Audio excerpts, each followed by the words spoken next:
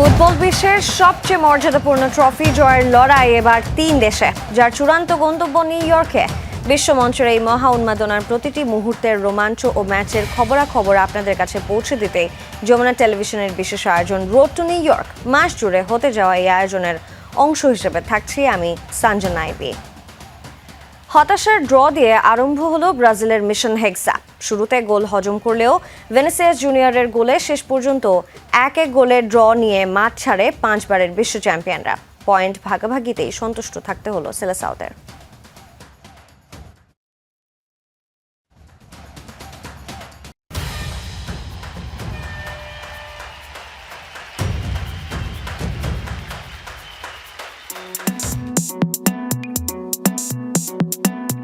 হেক্সা মিশনে Morocco বধে coach Carlo Ancelotti নামালেন 29 বছর 235 দিন গড় বয়সের একাদশ। দানিলো, কুনহা, সান্দ্রোদের বাইরে রেখে দল সাজানোর পরিণাম অবশ্য শুরু থেকেই টের পেতে থাকে সেলেসাওরা। এলোমেলো ব্রাজিল মরক্কোর হাই প্রেসিং ফুটবলের সামনে রীতিমতো অসহায়। যে সুযোগে 21 মিনিটে ম্যাচের ডেডলক ভাঙেন মরক্কোর ইসমাইল সাইবারি। ব্রাহিম দিয়াজের ডিফেন্স যারা নিখুঁত পাস, গোলরক্ষক অ্যালিসন বেকারের মাথার ওপর দিয়ে চমৎকার চিপ শটে জালে জড়ান সাইবারি।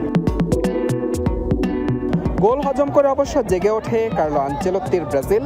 32 মিনিটে দলটি ত্রাতা হয়ে আসেন ভিনিসিয়াস জুনিয়র। ব্রুনো গিমারেজের পাস থেকে দারুণ ড্রিবলিংয়ে কোনাকুনি শটে সমতা ফেরান রিয়াল মাদ্রিদের এই তারকা winger.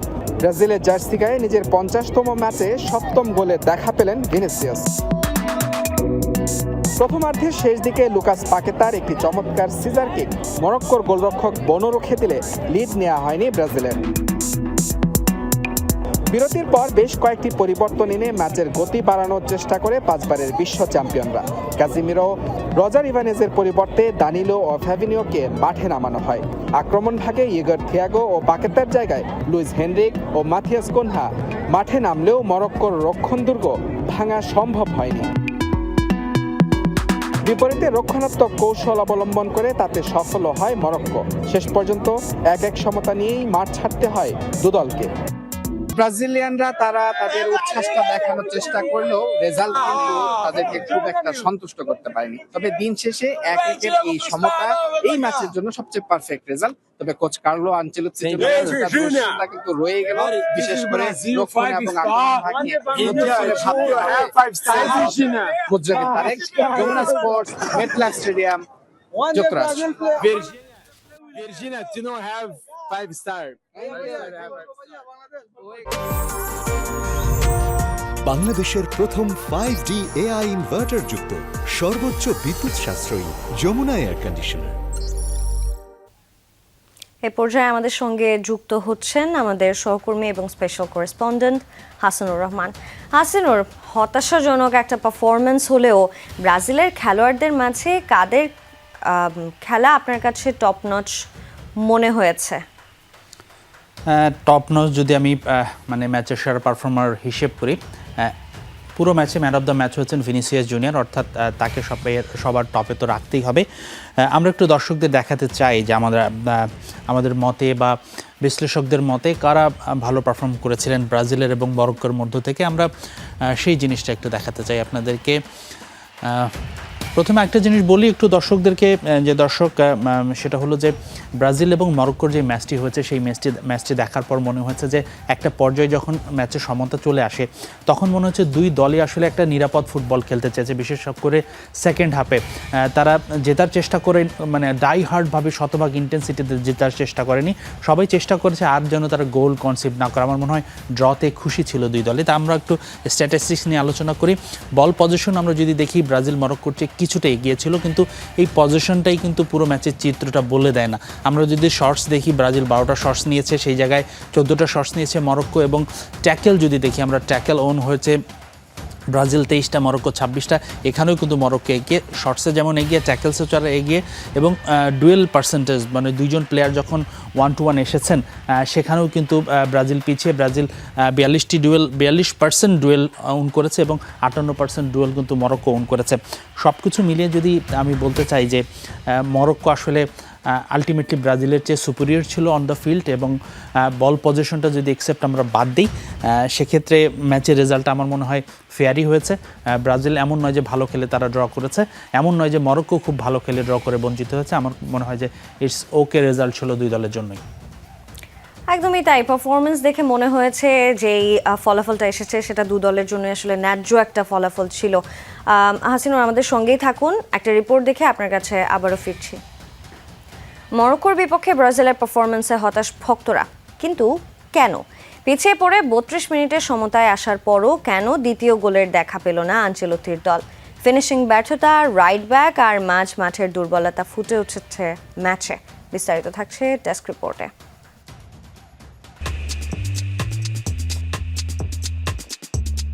Rio de Janeiro, new York থেকে শুরু করে ঢাকা, ব্রাজিলের বিশ্বকাপ ওপেনার দেখতে ভোর 4টায় উঠে খেলা দেখতে বসে একরাশ হতাশা নিয়ে দিনটা শুরু করলো ব্রাজিল ভক্তরা। শুরুতেই গোল হজমের জ্বালাটা অবশ্য কিছুটা কমেছে 32 মিনিটে ভিনিসিয়াস জুনিয়রের দুর্দান্ত গোলে, কিন্তু এটাই পুরো ম্যাচে ব্রাজিল দলের একমাত্র সাফল্য আর একমাত্র উচ্ছ্বাস করার উপলক্ষ। এর পরের সময়টুকু কেবল আফসোস আর হতাশায় কেটেছে সেলেসাও ভক্তদের। এখন প্রশ্ন হচ্ছে, কেন মরক্কোর বিপক্ষে প্রত্যাশিত পারফর্ম করতে পারল না ব্রাজিল? চলুন জানি অন্যতম 3টি কারণ। প্রথমত, ফরমেশন। শুরুতেই 4-2-3-1 ফরমেশনে মাঠে নেমেছিল ব্রাজিল। তাতে লেফট উইঙ্গে ভিনি, সেকেন্ড স্ট্রাইকার বা নাম্বার 10 হিসেবে মাঝে রাফিনিয়া আর রাইট উইঙ্গে ছিলেন লুকাস পাকেতা।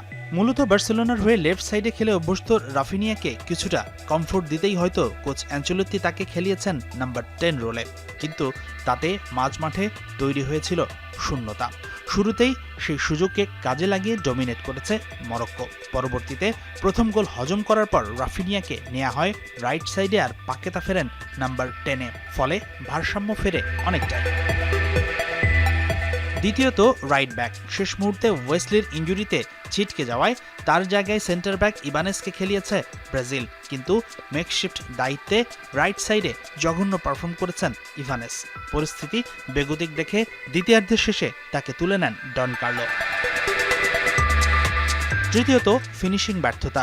ব্রাজিল দলের ফিনিশারের অভাব বেশ কিছুদিন ধরেই। রোনালদো, নেইমারদের উত্তরসূরি এখনও খুঁজে পায়নি সেলেসাওরা। 13 মিনিটে ইগোর থিয়াগো, 67 ও 87 মিনিটে রাফিনিয়া দুটি গোলের সুযোগ নষ্ট করেন। বিশেষ করে ইগোর থিয়াগোর পারফরমেন্স ছিল খুবই দৃষ্টিকটু। এছাড়াও মাঝ মাঠে ব্রাজিলের দুর্বলতা ফুটে উঠেছে। কোনো ক্রিয়েটিভ প্লেমেকার নেই দলে। বল ধরে রেখে আক্রমণ তৈরি, লং পাস, থ্রু পাস, এমন গুরুত্বপূর্ণ বৈশিষ্ট্যগুলো মিসিং ছিল ব্রাজিলের। সেই সাথে খুব সহজেই বল পজিশন হারিয়েছে ব্রাজিল। তবে ব্রাজিলের এমন ব্যর্থতার বড় একটা কারণ কিন্তু মরক্কোর খুব ভালো পারফরমেন্স। মাঝমাঠ আর রক্ষণ সামলে ব্রাজিলকে কোনো জায়গায় দেয়নি মরক্কো। ব্রাজিলের প্রচুর আক্রমণ ট্রানজ্যাকশন পিরিয়ডেই রুখে দিয়েছে আফ্রিকার চ্যাম্পিয়নরা। হাসানুর রহমান, যমুনা স্পোর্টস।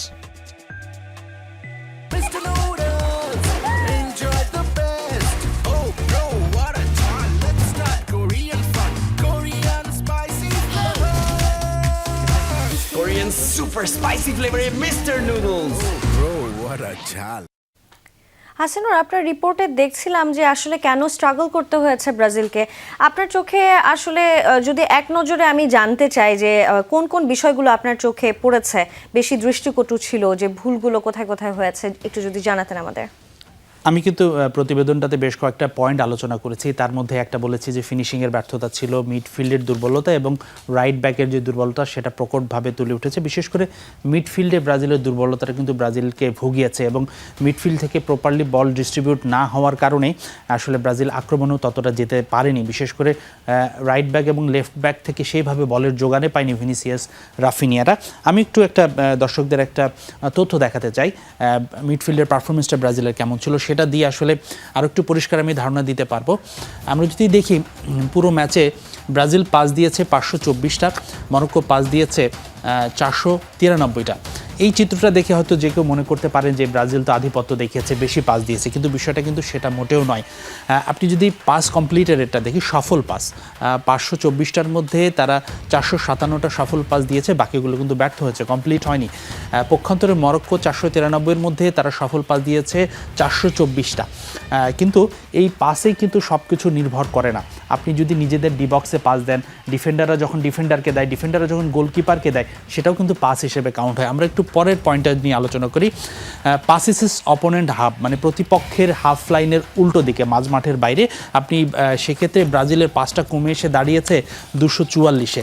সেক্ষেত্রে আবার ব্রাজিলের হাফে মরক্কো পাস নিয়েছে 271টা। সেটা সেই এই সংখ্যাগুলোই কিন্তু বোঝায় যে মাঝ মাঠে যে লড়াই, সেখানে ব্রাজিল কতটা পিছিয়ে গেছে। আমরা যদি এবার total pass in final third দেখি, ফাইনাল থার্ড বলতে মরক্কোর আক্রমণ ভাগে ডি বক্সের আশেপাশে ব্রাজিল পাস নিয়েছে মোট 99টা, এবং ব্রাজিলের আক্রমণ ভাগে মরক্কো পাস নিয়েছে মোট 157টা। তো এই স্ট্যাটগুলোই কিন্তু প্রমাণ করে যে মিডফিল্ডে ব্রাজিলের দুর্বলতা কতটুকু। বিশেষ করে আমরা যদি থ্রু পাস দেখি, পুরো ম্যাচেও ব্রাজিল একটা থ্রু পাস দিতে পারেনি। পক্ষান্তরে ব্রাহিম দিয়াজের থ্রু পাসেই কিন্তু মরক্কো গোল করেছিল। সেই সাথে আমরা যদি দেখি ব্রাজিল সেইভাবে যে লং পাসগুলো দিয়েছে, ক্রসগুলো দিয়েছে, সেগুলো কিন্তু ততটা সফল ছিল না। তো এই স্ট্যাটিস্টিক্সগুলোই প্রমাণ করে যে ব্রাজিলের মাঠের দুর্বলতাই কিন্তু তাদের অন্যতম প্রধান কারণ, তারা প্রত্যাশিত এই পারফরমেন্সটা করতে পারছে না। এবং গতকালকেও কিন্তু আপনি ব্রাজিলের শক্তিমত্তা নিয়ে এবং দুর্বলতা নিয়ে অনেক প্রেডিকশন করেছিলেন, আসলে সেটাই কিন্তু হয়েছে হাসিনুর। অ্যাপার্ট ফ্রম দ্যাট, আসলে ব্রাজিলের সেরা 5 খেলোয়াড় আপনার চোখে কাদের লেগেছে? ব্রাজিলেরও জানতে চাই এবং মরক্কোরও জানতে চাই। দুদলই যেহেতু ভালো খেলেছে, বা দুদলই যেমনই খেলেছে, সেরা 5 জন আমি ব্রাজিলের জানতে চাই এবং মরক্কোর পক্ষে সেরা 5 আপনার চোখে কাকে লেগেছে? ওভারঅল পুরো ম্যাচের ম্যান অফ দ্য ম্যাচ হিসেবে নির্বাচিত হয়েছেন ভিনিসিয়াস জুনিয়র। তো অবশ্যই তিনি ব্রাজিলের সেরা খেলোয়াড় তো বটে, এবং দুই দলের মধ্যে কালেক্টিভলি তিনি সেরা খেলোয়াড়। আমরা এখন যদি একটু আলোচনা করি ইন ডিটেইলে দুই দলের 5 জন করে, আমরা একটু তথ্যগুলো দর্শকদের দেখাতে চাই। শুরুতেই নিশ্চয়ই আমরা ব্রাজিলেরটাই জানানোর চেষ্টা করব। যেমনটা বলছিলাম, ভিনিসিয়াস জুনিয়র, তার রেটিং পয়েন্ট 8 ছিল। তিনি একটি গোল করেছেন, সে সাথে প্রতিপক্ষ ডেরায় প্রায় 4টি আক্রমণ করেছেন, সেই সাথে তিনি ফাউলও কিছু অন করেছেন, তিনি রিকভারি করেছেন 4টি, আমার যতদূর মনে আছে। ব্রাজিলের দ্বিতীয় সেরা রেটিং প্রাপ্ত ফুটবলার হচ্ছে অধিনায়ক মার্কিনিয়স, কারণ ব্রাজিলের ডিফেন্স কিন্তু বেশ ভালো ছিল। আমরা যদি এক্সেপ্ট রাইট ব্যাকটা বাদ দিই, রাইট ব্যাকের ইবানেজের পারফরমেন্স বাদে বাকি দুই ডিফেন্ডার কিন্তু খুব ভালো ছিল। ডগলাস সান্তোস, আমি এতটা এক্সপেক্ট করিনি এই বয়সে ডগলাস সান্তোস এতটা ভালো সার্ভিস দিতে পারবে। লেফট ব্যাকে কিন্তু তিনি খুব বেশ ভালো করেছেন এবং অনেকটা প্রতিহত করেছেন মরক্কোকে। তিনি 7.2 অর্থাৎ 7.2 রেটিং পয়েন্ট পেয়েছেন, তিনি তৃতীয় সেরা। এবং গ্যাব্রিয়েল মাগালায়েস, তিনি 7.1 রেটিং পয়েন্ট পেয়েছেন। আমি কিন্তু গ্যাব্রিয়েল মাগালায়েসকে আমি যদি ব্যক্তিগতভাবে পারফরমেন্সে রাখি, আমি ভিনিসিয়াসের পরেই তাকে রাখবো, কেননা প্রথমার্ধে কিন্তু মার্কিনিয়স ততটা সফল ছিল না। মাগালায়েস একাই প্রথমার্ধে যখন শুরুর দিকে মরক্কো একের পর আক্রমণ করছিল, স্পেশালি প্রথম ডিহাইড্রেশন বা ড্রিঙ্কস ব্রেকের আগে যে 22 মিনিট, সেই সময় তিনি খুব দুর্দান্ত পারফরমেন্স করেছেন। এবং ব্রুনো গিমারেস, তিনি 6.8 পয়েন্ট পেয়েছেন। ব্রুনো গিমারেসের সেকেন্ড হাফটা ভালো যায়নি, তিনি কিন্তু ফার্স্ট হাফে খুব অ্যাক্টিভ ছিলেন, থ্রু আউট দ্য ফিল্ড তিনি সবখানে গিয়েছিলেন, এবং ভিনি জুনিয়রের যে গোল, সেই গোলে কিন্তু তিনি অ্যাসিস্ট করেছেন। তো সব কিছু মিলে আমার মতে এই 5 জনই হচ্ছে ব্রাজিলের টপ 5 পারফর্মার ছিল এই ম্যাচে। বাহ, দারুণ। আপনার যেই চুজিংটা রয়েছে সেটা একদমই আমার কাছে যৌক্তিক মনে হয়েছে। মরক্কোর সেরা 5 খেলোয়াড়ের কথা জানতে চেয়েছিলাম, আপনার চোখে কাদের পারফরমেন্স আসলে মনোমুগ্ধ করে লেগেছে? মরক্কোর পারফরমেন্স আমরা যদি বলি, মরক্কোর যে গোল করেছেন টপ স্কোরার, তাকে রাখতে হবে। টপ স্কোরার নয়, একটি মাত্র গোল হয়েছে ম্যাচে। ব্রাহিম দিয়াজ, তিনি প্রথমার্ধটা কিন্তু দুর্দান্ত খেলেছিলেন। আমি গতকালকে বলেছিলাম তিনি কি ফ্যাক্টর হতে পারেন ব্রাহিম দিয়াজ। তো তিনি কিন্তু গোল করেননি, কিন্তু তিনি ডিসাইসিভ গোলটি আদায় করে দিয়েছিলেন একটা থ্রু পাসের মাধ্যমে। ইসমাইল সাইবারি, তিনি যে প্রথম গোলটা করেছিলেন এবং তিনি যতক্ষণ খেলেছিলেন তাকে সাবস্টিটিউট করা হয়েছিল, তিনি বেস্ট পারফর্মার ছিলেন 7.2। তবে আশরাফ হাকিমি ক্যাপ্টেন এবং পিএসজির যে রাইট ব্যাক দুর্দান্ত পারফরমেন্স করে থাকেন, তিনি এই ম্যাচেও তিনি দারুণভাবে খেলেছেন। ভিনিসিয়াসকে ট্যাকেল তো করেছেনই তিনি, সেই সাথে কিন্তু তিনি ফ্লুয়েন্টভাবে প্রায় পুরোটা সময় আক্রমণেও সমানভাবে অবদান রেখেছেন। তো তিনি 7.2 নিয়ে দ্বিতীয় সেরা খেলোয়াড়। আইনাউই আছেন, তিনি মিডফিল্ডের প্লেয়ার, এবং মাজরাউই আছেন, তিনিও মিডফিল্ডার প্লেয়ার। এই দুজনকেই আসলে 7 রেটিং পয়েন্ট দেওয়া হচ্ছে, তারা আসলে 3 এবং 4 রেটিং পয়েন্টে। তবে আয়ুব বুয়ান্দি এই ফুটবলারটা আমার খুব খুব খুব ভালো লেগেছে।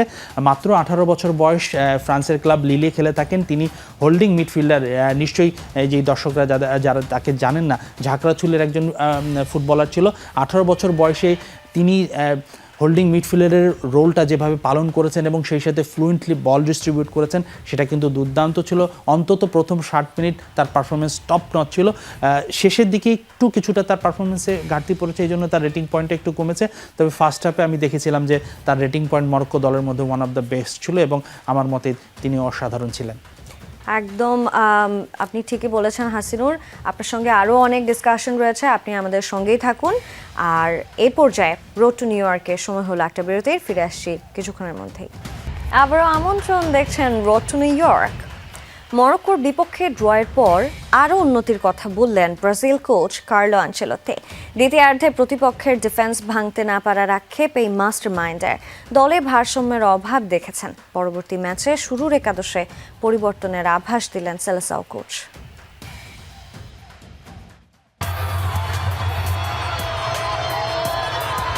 কিছুটা নড়বড়ে থাকায় বিশ্বকাপের আগে এবার আর ফেভারিট তকমাটার সাথে ছিল না ব্রাজিলের।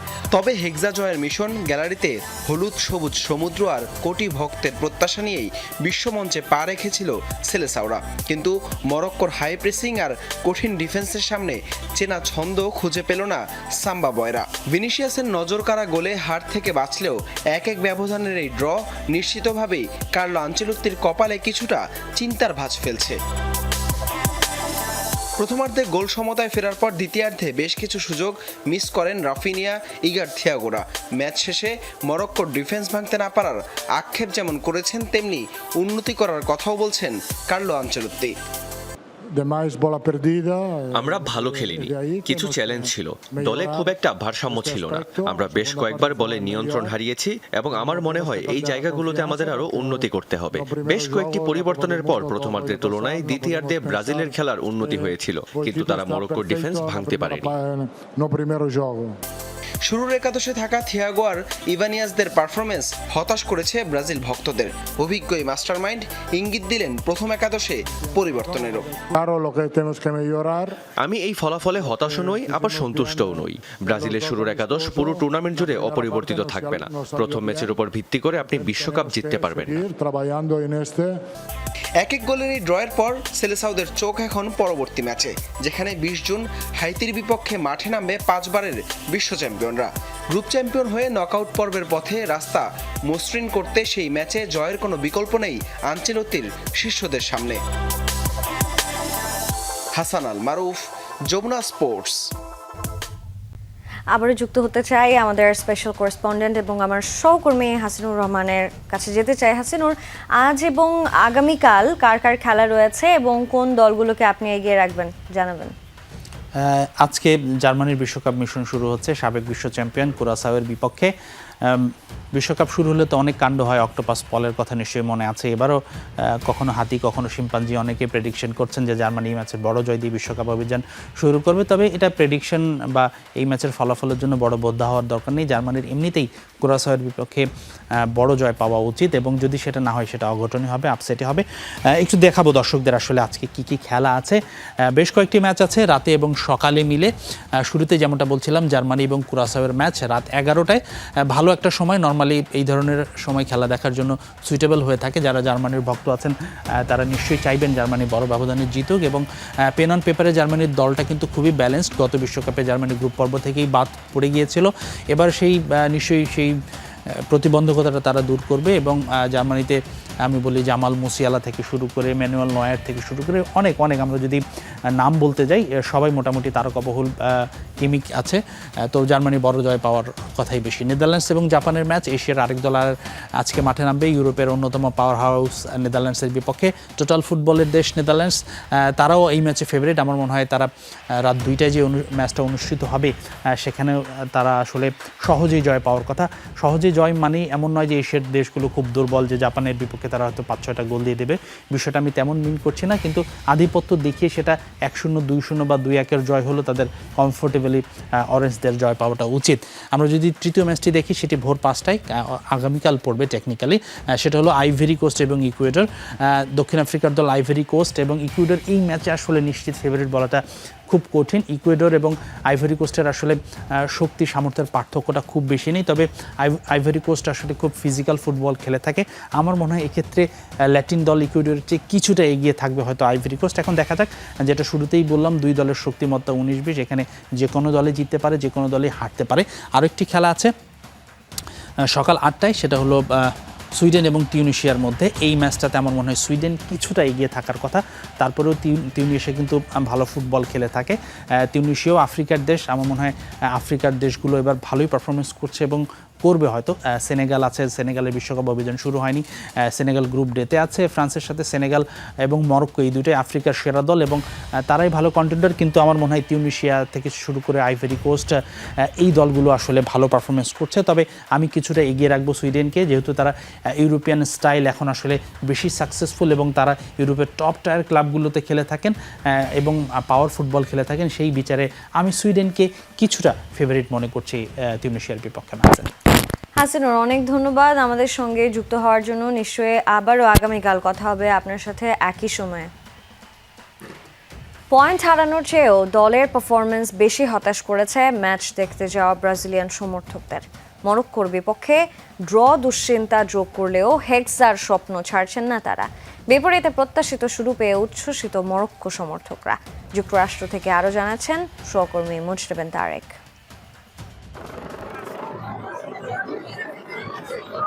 কার্লো আনচেলত্তির অধীনে 24 বছরের শিরোপা খরা কাটানোর মিশন, কিন্তু হেক্সা মিশনে শুরুতেই হোঁচট। পয়েন্ট হারানোর চেয়ে দলের পারফরমেন্স নিয়েই যেন বেশি দুশ্চিন্তা খেলা দেখতে আসা ব্রাজিলিয়ান সমর্থকদের। ব্রাজিল আসলে ব্রাজিলের পাসিং ভালো ছিল না, ব্রাজিলের ওভারঅল কেমিস্ট্রি এত ভালো ছিল না, ওই একটা গোলটা ছাড়া। ইনশাআল্লাহ next match with Haiti will get back. খুব আশা ছিল নেইমারকে দেখবো, নেইমার তো আজকে মাঠে নামেনি। নেইমার তো ইনজুর্ড, আমি ওরা আশা করি না যে আজকে খেলবে, বাট হোপফুলি নেক্সট ম্যাচ। বিপরীতে 5 বারের বিশ্ব চ্যাম্পিয়নদের রুখে দেওয়ার আনন্দ মরক্কো সমর্থকদের। কাতার বিশ্বকাপে যেখানে শেষ করেছিল, ঠিক সেখান থেকেই যেন শুরু Atlas লায়ন্সদের।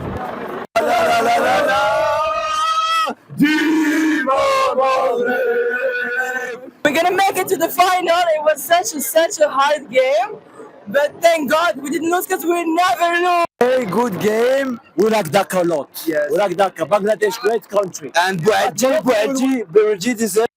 Let's go Morocco. We're gonna win it. We're gonna take it home, baby. তবে হেক্সা মিশনে এখনই হাল ছাড়তে নারাজ ব্রাজিলিয়ান সমর্থকরা। সামনের ম্যাচগুলোতে নেইমারের ফেরা পাল্টে দেবে দৃশ্যপট, তেমনটাই প্রত্যাশা তাদের।